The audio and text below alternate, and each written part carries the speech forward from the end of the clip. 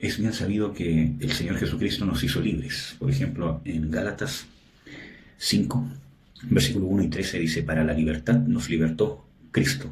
Estad pues firmes y no estéis otra vez sujetos al yugo de esclavitud. Versículo 13.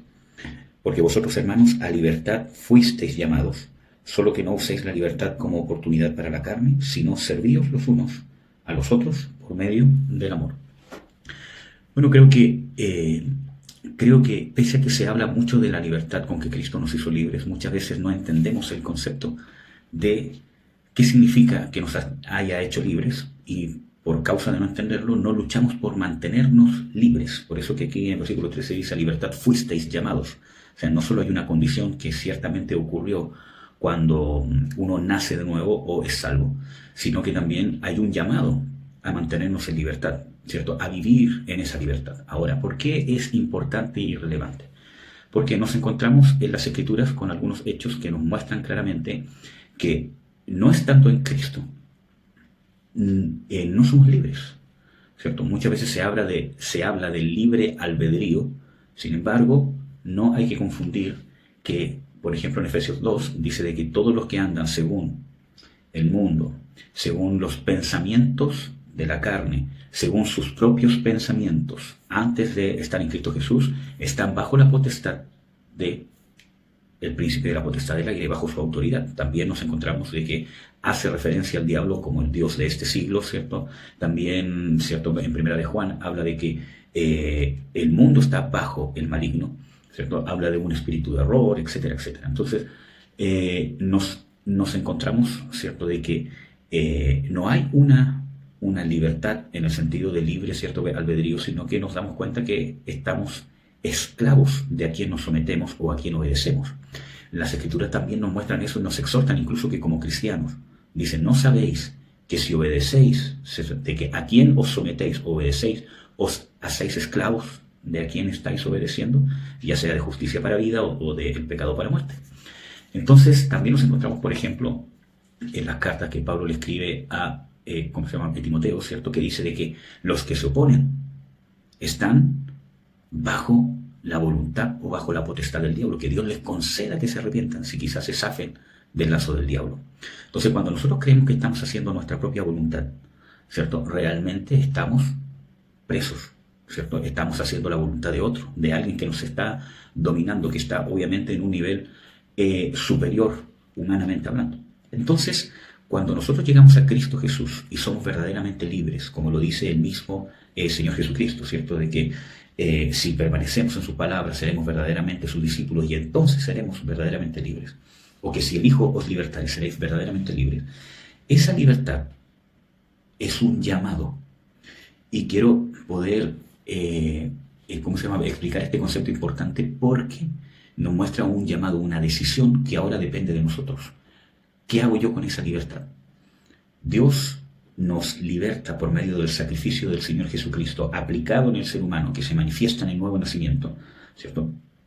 Nos da una libertad que ya estamos libres del pecado, libres de el yugo de Satanás. Hemos sido trasladados de la potestad de las tinieblas al reino de su amado Hijo, según Colosenses 1, y según algunos textos también en el libro de Hechos, ¿cierto?, que nos muestra que hemos sido trasladados de las tinieblas a la luz, de la potestad de las tinieblas al reino de su Hijo amado, por medio de la redención en su sangre. Entonces, nosotros vemos de que es quitado el pecado, somos arrebatados de las garras de Satanás y puestos, ¿cierto?, en el reino del Señor Jesucristo, y somos libres. Pero, ¿qué significa ser libre?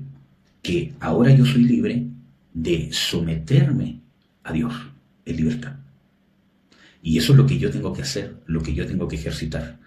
Yo ahora sí tengo realmente libre albedrío en el sentido que Dios, para poder darme el regalo del reino, para poder que yo opte a correr esta carrera de ser digno del reino de Dios, no digno de la salvación, porque nadie es digno de la salvación, sino en cierta manera digno de participar del reino, de reinar con Cristo Jesús. Y esto no es que sea por méritos humanos, porque ya es una gracia que Dios nos dé la oportunidad de alcanzar la dignidad de reinar con Él. Yo podría ser muy buena persona, podría ser muy apto para muchas cosas, pero si la gracia de Dios no me diera la posibilidad de reinar con Él, yo no podría obligar a Dios a que me acepte que yo reine juntamente con Cristo, sino que vemos que realmente somos llamados a una carrera de ser dignos. La Biblia habla de que los vencedores reinarán con Cristo Jesús. Los vencedores van a gobernar con vara de hierro. Los vencedores se van a sentar en el trono de Dios, como dice Jesús, como yo me he sentado en el trono de mi Padre. Entonces habla de los vencedores, habla de los dignos. Y eso es lo que nosotros tenemos que demostrar y alcanzar y desarrollar en la carrera, en la peregrinación que tenemos acá en esta vida terrenal.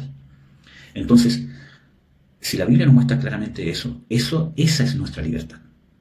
Porque yo ahora, fuera del reino de Satanás, fuera del pecado que ciertamente me condenaba, libre de todo eso, totalmente libre, ahora yo realmente tengo la libertad de decidir. ¿Por qué? Porque así es seguro que si yo voy a servir a Dios, es en libertad. ¿Cuál es el problema? Que muchas veces la carne, o sea, siempre la carne, me coarta esa libertad. Por eso dice de que la libertad no es ocasión para la carne. ¿En qué sentido? Que cuando yo, por ejemplo, quiero servir a Dios para obtener fama, riqueza, o para llenar, vacíos, ¿cierto? Que no he podido resolver, ¿cierto?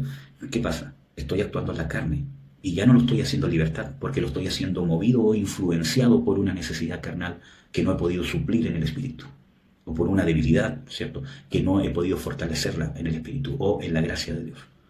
Entonces me hago preso de esa tendencia o de esa área en la carne y ya no estoy en libertad sirviendo a Dios.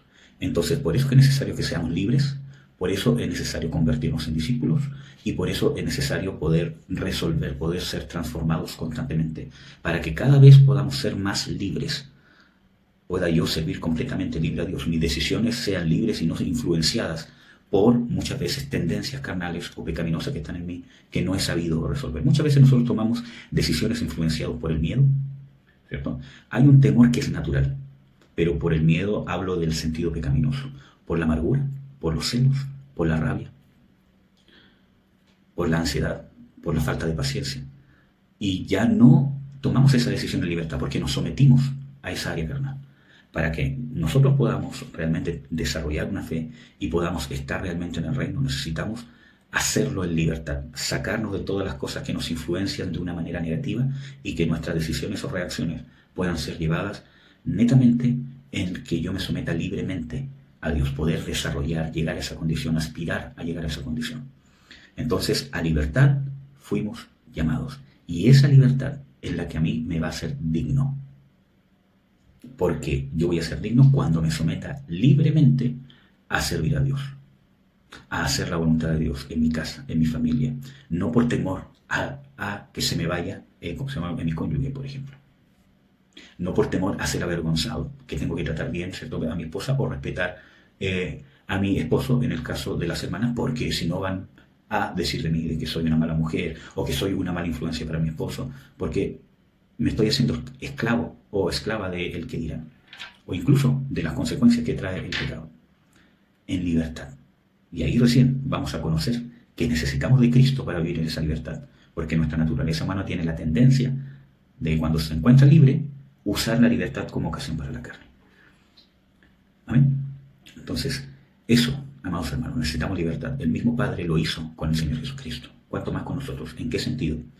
Cuando el Señor Jesucristo dice de que el Padre me dio este mandamiento, que yo ponga mi vida de mí mismo, nadie me la quita, sino que yo la pongo de mí mismo, que Jesús en la cruz haya dicho: en tus manos encomiendo mi espíritu, y ahí recién expiró. Eso nos muestra, ¿cierto?, un detalle muy importante, de que el Padre mantuvo a Jesucristo en la libertad, de que nada le quitara la vida, sino que hasta el último suspiro la estuviese dando de sí mismo, que ni siquiera las heridas fueran las que lo mataran, que no era que las heridas que recibió no eran causa de muerte, claro que sí, y que estaba viviendo un shock terrible, respiratorio y todas las cosas que uno ya sabe, ¿cierto?, por los azotes, ¿cierto?, por la pérdida de sangre, etcétera, etcétera. Obviamente con eso iba a morir como ser humano, sí o sí, pero hay que recordar de que Pilatos se sorprende que haya muerto tan pronto. Y eso nos muestra de que no lo mataron las heridas en sí mismo, aunque sí eran causa de muerte, ¿cierto? Y lo estaban, matando. no lo mató en sí mismo en la crucifixión, aunque sí iba a morir por causa de la crucifixión, de la pérdida de sangre, etcétera, etcétera. Sino que Él perdió la vida o murió cuando entregó su espíritu. Y eso tenía que cumplirse. Entonces, Él estaba en libertad. Y en esa libertad es que podemos hacer la perfecta voluntad del Padre. Las circunstancias no lo llevaron. Por eso que Él podría haber bajado en cualquier momento de la cruz. Porque tenía que tener esa libertad. Tenía que tener esa opción.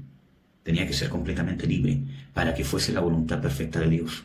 Por eso que Jesús hizo la perfecta voluntad de Dios. Porque no es una decisión que tomó y después se encontró en la crucifixión y ya no había vuelta atrás. En todo momento tenía vuelta atrás. Entonces, que haya llegado hasta el final es porque lo hizo en su plena libertad y de su plena voluntad. Por eso que en Hebreos 10 nos encontramos, dice, he aquí, oh Dios, tú no quisiste sacrificio ni nada, sino que he aquí, oh Dios, vengo a hacer tu voluntad. ¿Ven? Así que esa es la voluntad que tenemos que hacer de Dios. Una voluntad en plena libertad.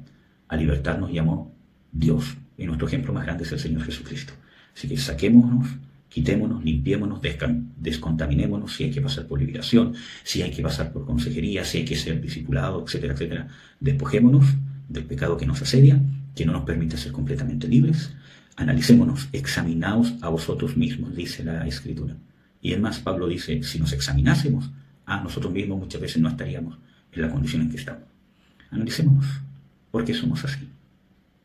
¿Estaré sirviendo a Dios realmente con un corazón íntegro, con un corazón perfecto? Ustedes saben que hay un rey en el Antiguo Testamento que dice de que hizo la voluntad de Dios, o hizo la voluntad de Jehová, o hizo lo recto ante los ojos de Jehová, pero no con un corazón perfecto.